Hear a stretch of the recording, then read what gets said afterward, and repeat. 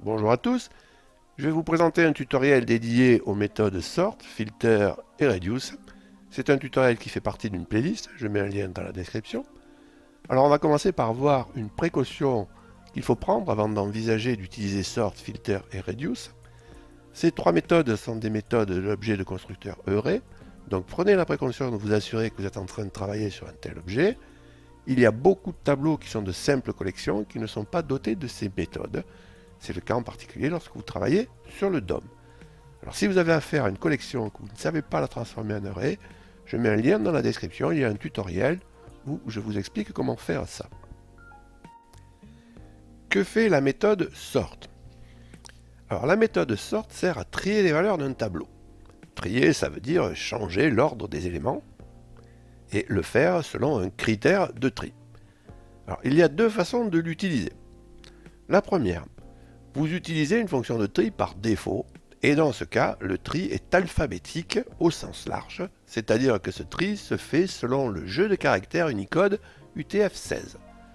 La deuxième, vous lui donnez une fonction de tri, et dans ce cas, vous pouvez adapter le tri strictement à votre besoin. On passe au point 3, on va faire un exemple de sort avec un tri par défaut. Donc je vais déclarer un tableau de chaîne de caractères.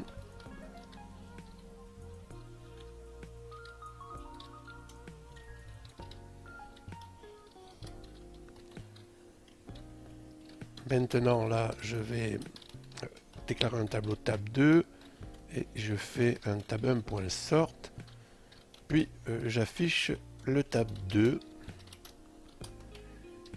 Maintenant je déclare un autre tableau pour un autre exemple. Donc, cette fois je fais un tab4 égale le tab3.sort et j'affiche.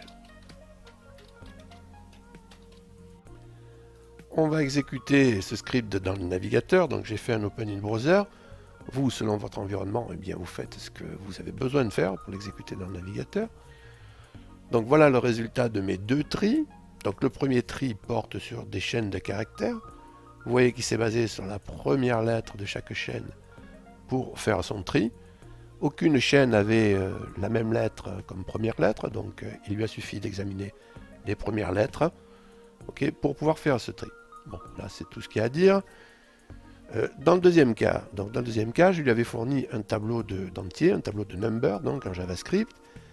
Donc là, il convertit en chaîne. Et donc, étant donné que certaines chaînes, enfin 3 chaînes commençaient par le premier caractère, le caractère 1, donc le chiffre 1, on dit un peu comme on veut là, il a examiné le second pour faire son tri.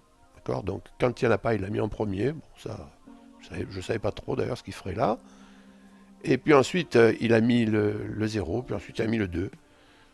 Donc voilà ce qu'il y a à dire sur cet exemple de tri par défaut. Donc maintenant, je fais un deuxième exemple dans lequel je programme une fonction de tri. Donc je travaille sur un couple AB. Je calcule leur différence, A-B. Je teste cette différence. Si elle est négative, donc là, je vais afficher des informations pour qu'on puisse s'y retrouver quand on exécute.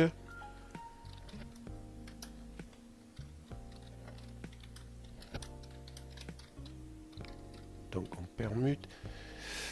Donc je fais un return de -1 dans ce cas-là. Donc je duplique ma ligne. Et dans le deuxième cas, donc on ne permute pas. Je vais vous expliquer tout ça. Je fais un return de 1. Donc maintenant, je déclare un tableau, tab1. Je vais mettre 10 dedans. Et je vais faire un tri sur ce premier tableau. Alors, qu'est-ce que je fabrique là? Je vais en déclarer un deuxième, voilà. Je vais inverser les valeurs 10 et 100. Et je vais afficher à chaque fois les résultats. Donc ici, j'ai programmé une fonction de tri. On va voir d'où elle sort, hein, d'accord? Ensuite, j'ai déclaré un premier tableau qui est déjà ordonné. Donc là, on va se rendre compte que les éléments ne permutent pas. Et ensuite, je déclare un tableau 100 et 10 dans lequel les éléments doivent permuter. Donc ici d'ailleurs c'est 3, c'est pas 4. Alors maintenant, d'où sort cette fonction de tri? Donc la bonne réaction, si vous voulez, lorsque vous avez à passer un callback à une méthode native, là, que vous n'avez pas écrit vous, donc c'est d'aller voir dans la doc quel est le format du callback que vous devez passer. Donc c'est ce que j'ai fait, moi j'ai tapé mdn sort et je suis arrivé dans la doc directement, le premier lien, hein. Et si on parcourt un petit peu là, donc vous voyez array.sort, en fait ça veut dire array, arr.sort, fonction de comparaison, donc facultatif, vous parcourez un peu, et vous voyez que vous tombez là sur le code d'une fonction de comparaison. Donc cette fonction de comparaison va comparer deux éléments, A et B, donc deux éléments du tableau, donc on va les faire 2 par 2 si vous voulez, et si la différence de A-B est négative, elle va les permuter, elle va changer la position de A et de B dans le tableau, et si elle n'est pas négative, elle va les laisser à leur place. D'accord? Donc la fonction, elle vient de là, ni plus ni moins. Alors, on va exécuter ça. Ok. Alors, premier tableau que j'ai présenté, 10, 100. Si on fait la différence, elle vaut 90. Donc, on ne permute pas les éléments. Okay, donc là, il n'y a rien à faire. Deuxième tableau, j'ai présenté le tableau 100 et 10. Donc, dans ce cas-là, la différence est négative. Et dans ce cas-là, on permute. Donc, on se retrouve en sortie. Ici, c'est tab 4 que j'affiche. Donc, on se retrouve avec 10, 100 à nouveau. Alors qu'on avait 100 et 10 en premier. Alors maintenant, je vais mettre un petit peu plus de valeur dans le tableau, de manière à le voir tourner sur un tableau un petit peu plus grand, si vous voulez. Donc je vais afficher l'entrée et la sortie. Alors, on va exécuter ça. Donc vous voyez que, bon, il commence par comparer 100 et 70, donc il permute, ensuite il fait 40 et 70, donc vous voyez que il les traite 2 par 2 en fait, et le tableau ne se retrouve pas rangé d'un seul coup en fait, en un seul passage, donc il en fait plusieurs, il génère en fait 7 permutations là juste pour 5 éléments. Donc forcément, si le tableau est grand, ça peut être long, hein. Donc une chose aussi qu'il faut que je vous dise, c'est qu'il travaille sur le tableau tab 1, directement, donc il travaille sur le tableau d'entrée, hein, c'est celui sur lequel est appliquée la méthode sort, d'accord, et il vous renvoie aussi un tableau, ce qui permet de chaîner les méthodes. On verra un exemple ensuite.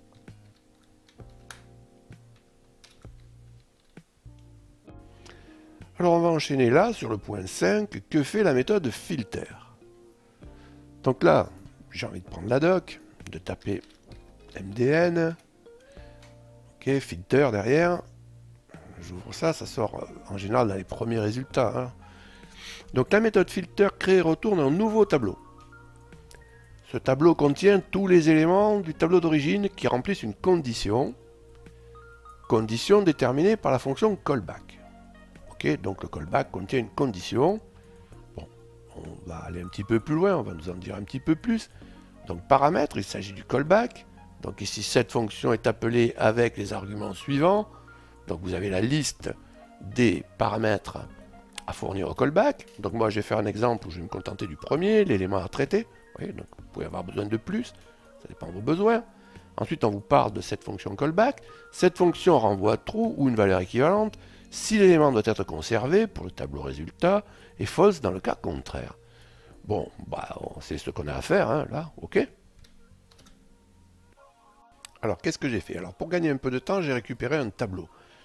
Si vous avez besoin, vous pouvez faire des copier-coller sur le site associé à cette chaîne. Il y a un lien dans la description. D'accord? Donc, c'est un tableau qui contient, c'est un tableau d'objets. Chaque objet contient deux propriétés, le nom et le sexe. Alors, ce qu'on va décider, c'est de filtrer et de garder que les filles, au hasard. D'accord? Donc, j'écris ici mon callback. Là. Donc mon callback, j'ai lu dans la doc que comme premier argument, il y avait l'élément courant, qui est qui serait passé, hein, qui est appelé par filter, qui va être passé par filter. Donc l'élément courant, ça va donc être un tableau. Donc la condition va porter donc sur un élément du tableau. Donc je vais prendre valeur.sexe pour accéder au sexe de mon objet. Et donc s'il est égal à f, je vais retourner vrai, et sinon je vais retourner faux. Tout simplement. Alors on va exécuter ça dans un navigateur. Alors ce que vous constatez ici, là vous avez le console table de tab 1. Donc vous constatez que le tableau d'entrée, eh bien on n'y touche pas. Et là vous avez le tableau de sortie dans lequel vous constatez qu'on a gardé que les éléments féminins. Bien, maintenant on va faire le point 6 que fait la méthode reduce. Alors on va prendre la doc mdn reduce. On va cliquer là-dessus. Et on va lire un peu ce qu'il dit. Alors, la méthode reduce applique une fonction qui est un accumulateur et qui traite chaque valeur d'une liste, de la gauche vers la droite, afin de la réduire à une seule valeur. Ok, donc on va regarder l'exemple. Donc ils ont pris un tableau ici. Ils déclarent un callback avec une fonction fléchée. Donc ils passent deux arguments, accumulator et current value. Et qu'est-ce qu'ils font? Ils font simplement la somme de current value dans accumulator. Donc sur ce current value, on peut travailler. On verra un exemple. On fera quelque chose d'un petit peu plus sophistiqué. Alors, on va passer à la suite. Voilà. Alors, la fonction callback prend 4 arguments d'entrée. Donc l'accumulateur, donc la valeur dans laquelle on accumule. Ça, on a compris. La valeur courante.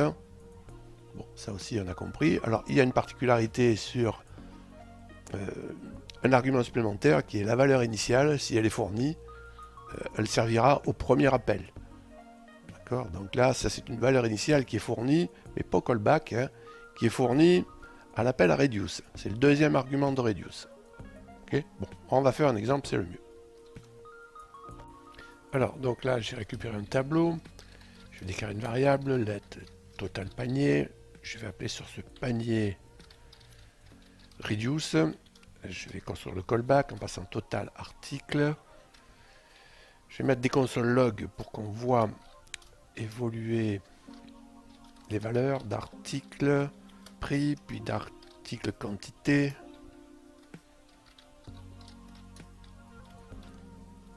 On va regarder évoluer total aussi. C'est peut-être le plus important. On va faire une ligne pour séparer. Ce sera plus clair, plus lisible. Et je vais faire un return de total. Article prix, multiplier les parenthèses, c'est pas obligé, mais je les mets, c'est plus lisible. Et je mets 0 ici.